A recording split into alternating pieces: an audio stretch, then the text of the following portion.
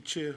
And it's more of a process question, Chair, that so it may be left all the right. But the process question is, I know that there's an SHA currently there, and we've got the reserved land that we're doing the swap, possibly depending on the decision. So the process moving forward, if this goes through, I'm assuming that there'll be an application or the HASHA will take into effect around building homes on the reserved, or what's, I just want to get that process from there, because at the moment there's no request because it's reserved land, so I just want to get the process from here. Oh. Depending on this decision, Gotcha. what happens now, what or what happens then? Okay. So there's no connection between this issue, this particular land exchange, to the separate special housing area that Fletcher has. So the two streams that make it possible is the land use zoning and the land exchange. So the land use zoning, it's been through the commissioner hearing, decision's been made, it's open to objection, could go to the Environment Court. So that's that process, and the council presumably wouldn't proceed. Well, they wouldn't proceed with the exchange until the land use issues had been resolved. So that's an overriding condition. Yep. In terms of the land exchange, the Reserves Act process, if you're happy today, you ask the minister to you recommend the exchange to the minister. I know that one. I know that process around. So that goes, and then the minister would approve it, and ultimately that gets gazetted, and then the issue of titles can take place. So, but before that happens, the third party is actually us making sure that we document all of our requirements around the exchange, that the roads and paths we've talked about are built to the standard that we're happy with, and that's suggested in the report that that's approved through the Chief Executive. But that would all be conditional upon both the plan change and the minister's approval of the exchange, and then it would come together. Moving forward, post, for example, hypothetically, sorry to interrupt, but hypothetically, if we end up getting the minister gets it gazetted and the exchange is complete, what happens in regards to the process around the housing going on to the land? So that would be, I think, ideally, if we advance today to, if the minister approves the exchange, Fletchers would be keen to start some testing and some geotechnical testing just to get ready, and then it would really, and I will check, but I think their program would be that once the plan change, that if they could get on, I mean, there's a risk decision for them to take about how much continuing to fill and how much they anticipate on their land of the decision. But once the plan change was through, I imagine they would move into construction pretty quickly after that. Okay. So that would be, I imagine, sometime. I mean, Fletchers could confirm that, but I'd have thought around the current program, they'd be mobilising through the middle of next year and probably looking for the full construction season next year. Okay. And just, I think part of your question, Councillor Filipaina, that I heard was, would this need to be an SHA? My understanding is once we go through the district plan change, that's not required. No, they can just go and build. Nor would it be needed because, remember, SHAs limit us to 7 stories. Yeah. No, sorry, Chair, and this is the question that I was going to ask of Catherine, and she mentioned the legal risk, but I think the context, the legal risk was mentioned was around the decision making with the committee or the local board. But if this gets deferred, if this gets deferred for reasons around view shafts, confirming financials, everything else, what risk would there be, if any? And I don't know whether that's to Catherine or whether it's to here. I just want to. Yeah. Oh, or to. Well, I think, look, I'm aware Fletchers are sitting here, and somewhere else, probably, there'll be a Fletcher board that will make a decision as to whether to stay with this process or to go back to the non-land exchange process, the non-land exchange scheme, and then commence the 373 plan change and progress without a land exchange, which I think, the work we've done and presented to you says doesn't give you such a good outcome.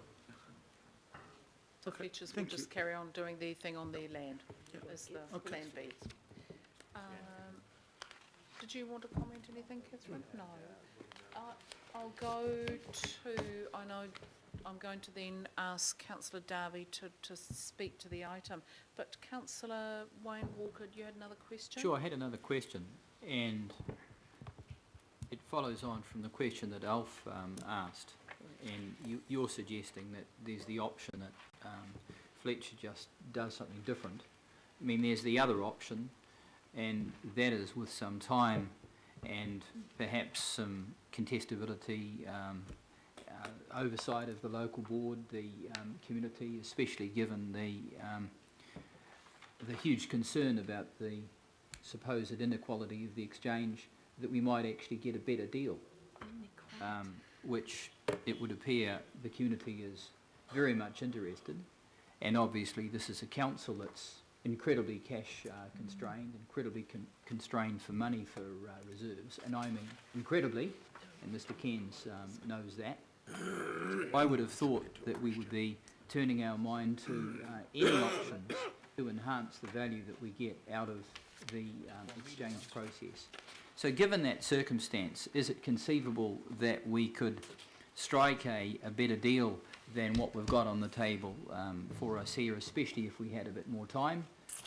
Quite obviously there are a lot of people in the community that have now got some information they'd like more, that they haven't had before, that goes to value and oversight. Isn't that a pragmatic suggestion on the community's part? Several questions there. I think the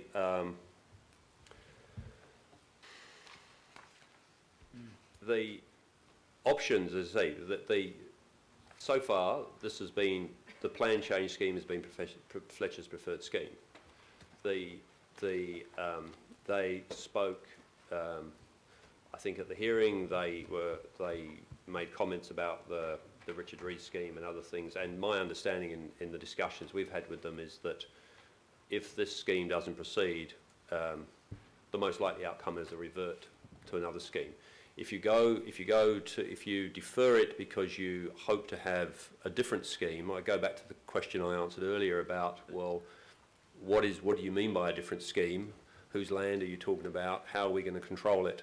And I suspect that you'd go into a sort of a planning inertia where you could have lots of ideas and no ability to implement them, and we'd probably just, and I think you'll just see Fletcher's do the scheme. So if you defer this, will you get a better scheme or will you get a worse scheme? I'd say you're much more likely to get a worse scheme. Okay. I think, through you, Madam councillor, Chair, we're starting to struggle My with question it. wasn't simply around a better scheme. My question was around extracting better value.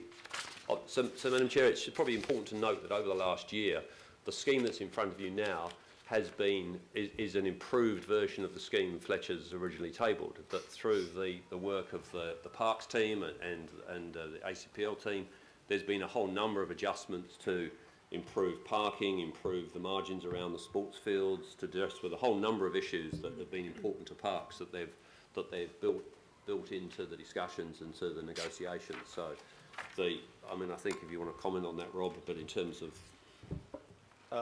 yeah, just to follow on from that, we have been in discussions with Fletcher over their preferred scheme for some time, and we have been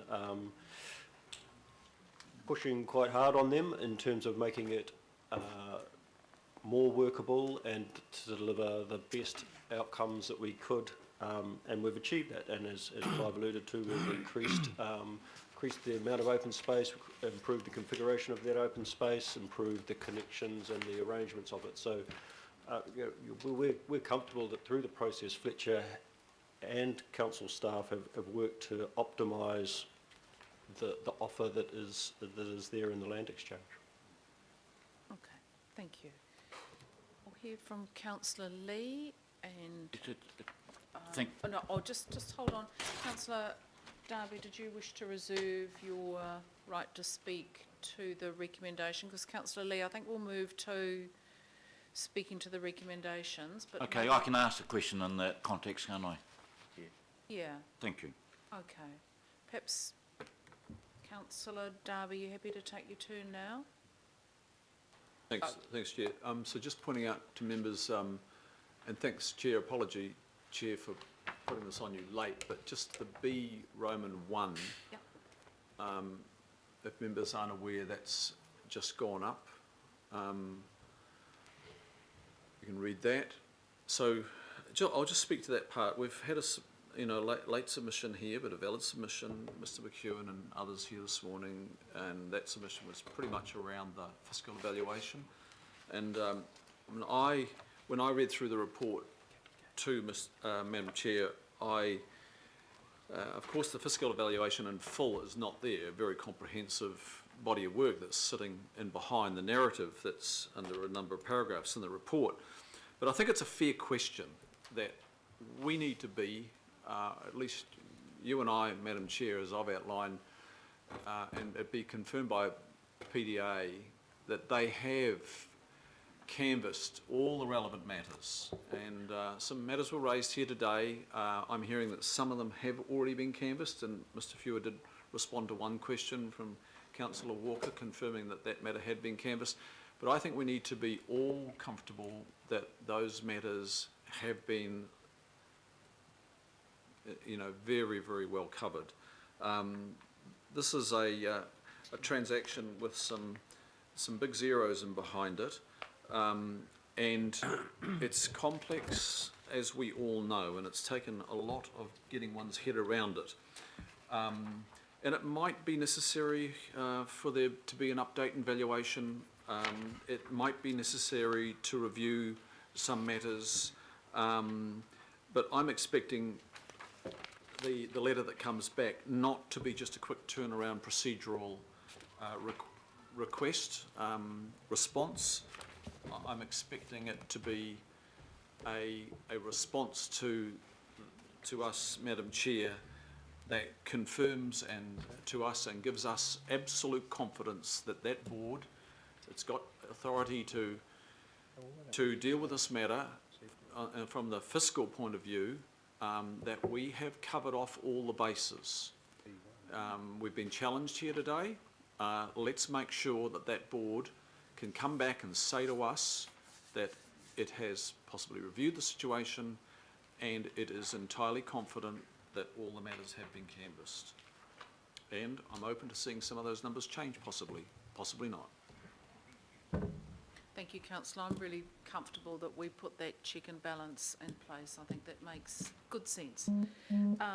So I've got Councillor Lee and then Councillor Casey. I know you've got an amendment, which is effectively a deferral amendment, but I think we'll just put that up and deal with it. So Councillor Lee.